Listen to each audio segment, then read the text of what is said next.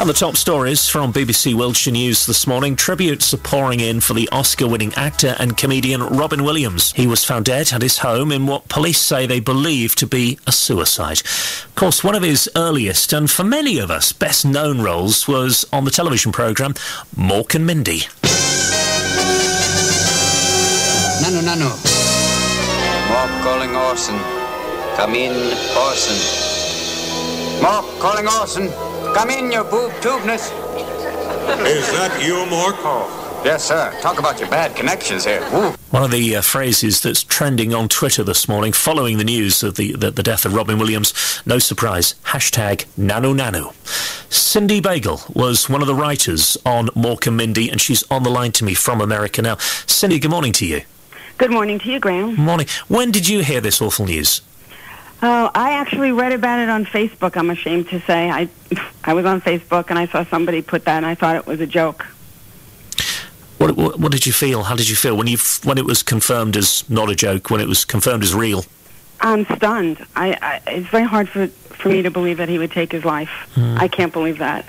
You were one of the writers. You were a young writer working on Mork and Mindy that was, well, it was huge around the world. What was Robin Williams like back then? It was, what, late 70s? It was 1982, 1983. Right. It was the last year of the show. And what was he like to work with? What was he like to write for? Well, even back then, we knew it was an absolute thrill. Most people would say that they probably never wrote for anybody like him because he was a comedian. And it's different when you're writing just for an actor. This is somebody that could write something that was funnier than any writer on staff. It was completely written, but he would, he'd ad-lib here and there, and he'd make your stuff better. So even then, you just knew it was something that was so exciting. It was really exciting to go to work every day and work with somebody like him. Did he just take your words and, as you say, twist it and make it even funnier than it already was? Or did he like to work with you? Did you share ideas and bounce off each other? No. The writers would work very long, late hours. Every single word was scrutinized. It would go to the stage. He would read it. We would do a reading. Then they would have run-throughs. We would see it. And if we laughed, he would love it, but he would want a different line, because what would happen would be the next day if we saw it and we wouldn't laugh because we heard it the day before, then he would ask for a new line. So each line had been written 5 times. So when they would do it in front of an audience, if they did another take, he would have another line and another line and another line. And yes, he was able to come up with ad-libs on his own, but he had a week's worth to draw upon. And even back then, could you tell in those early days, if you like, that he was going to go on to have such an incredible career? Oh, there was no question. When he walked into a room, it was magic. It was when you just looked in his eyes, there was a spark. But there was also this little bit of sadness, too. It was his eyes that I just completely remember. This beautiful blue color with this twinkle, but something underneath it, too. Mm. And he was very shy. That's the thing that I think that got some of the writers is the story that I remember is I was walking across the lot, and I heard somebody yell from behind me, "Wait up." And I turned around, and it was him, and I thought, he's not asking me to wait up. Why would he ask me? So I looked behind me, thinking there must have been an actor or somebody behind me, and there wasn't anybody. So I thought, oh, it's me. So he caught up to me, and then we walked in silence. And I remember thinking, why did he ask me to wait up? So then I started asking him what his summer plans were. So we talked about GARP at the time, and then when we walked into the room where the reading was, it was like a switch flipped on. And he was funny and charming, and so it was very different. He turned the act on like that, just like a switch going on. He turned it on. Yeah, that's what I. Yeah, but friendly. He would be very warm and friendly, but shy. Wouldn't make eye contact. Is kind of what I remember, really. But not in the crowd. And the other thing that was so great is the writers would be so excited for him to get to your joke, because if you could make him laugh, it was the best, because the standards were so high. And the highlight of my career, of all the shows that I ever worked on, was a joke that I had written, and he fell off a chair laughing. And I was a hero for a day. If I won an Emmy, it wouldn't have meant as much as that. You know, I'm going to ask you now, though, don't you? Do you know that joke? Can you tell me that joke? You know what? If I told you the joke, it's so dated that you would say, "Really? I don't know what you are talking about." But I could give you another joke that I had written that you'll get. Go on then. Okay, because I could give you the setup and how he made it better. The setup was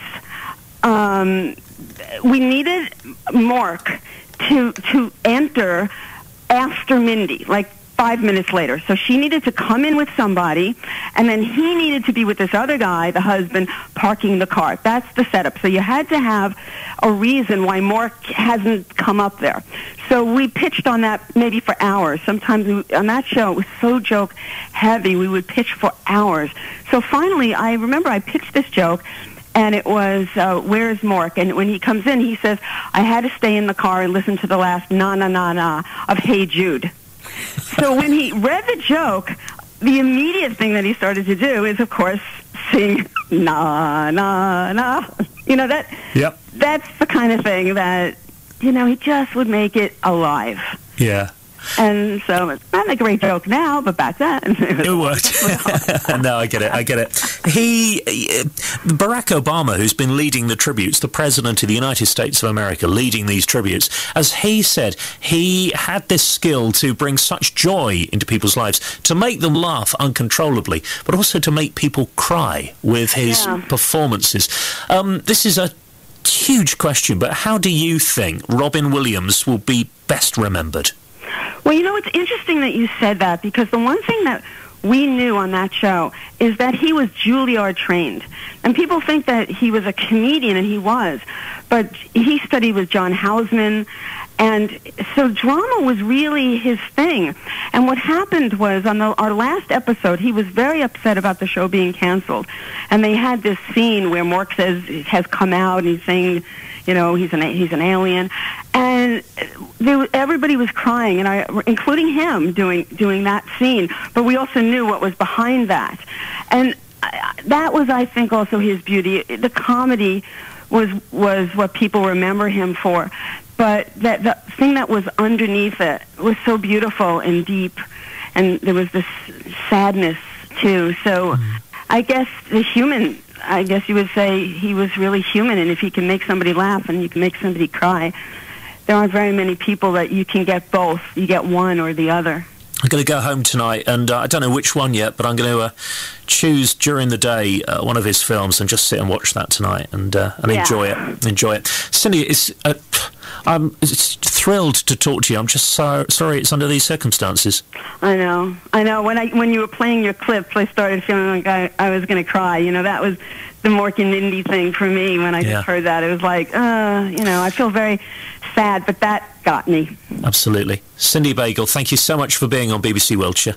Thank you, my pleasure. Good to talk to you. Cindy Bagel, who was one of the writers on Mork and Mindy, writing for Robin Williams. And let's just listen again to more of the genius of the man. Good morning, Vietnam! Hey, this is not a test. This is rock and roll. Ammunition in your camp. That's a punch.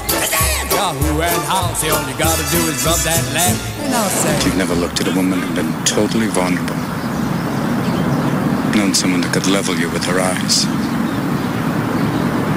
Feeling like God put an angel on earth just for you. Robin Williams, who has died at his home in California at the age of 63. Thank you to you for all the messages this morning on Twitter, on the telephone and on text as well, sharing some of your memories, some of your favourite performances of Robin Williams.